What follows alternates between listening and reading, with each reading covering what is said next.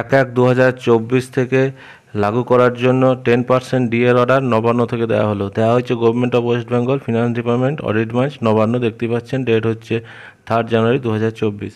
Subject হচ্ছে grant of dearness allowance two state government employee and the employees of government added educational institute, employees and statutory bodies, government undertaking, panchayat including panchayat কর্মী, municipal corporation, municipalities, local bodies, etc. and also dearness relief to the pensioner and family pensioner।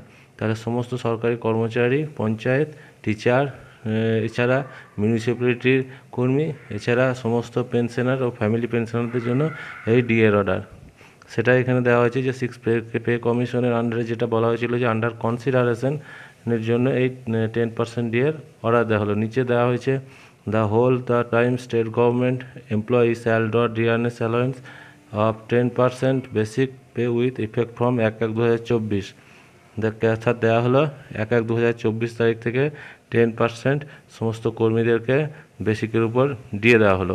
এখানে আপনারা বিভ্রান্ত হবেন না, এটা 10%, আগেকার 6% আর এখনকার 4% যোগ করে 10%, কিন্তু শুধুমাত্র এখন 10% নয়। এটা নিয়ে আপনারা অযথা বিভ্রান্ত হবেন না।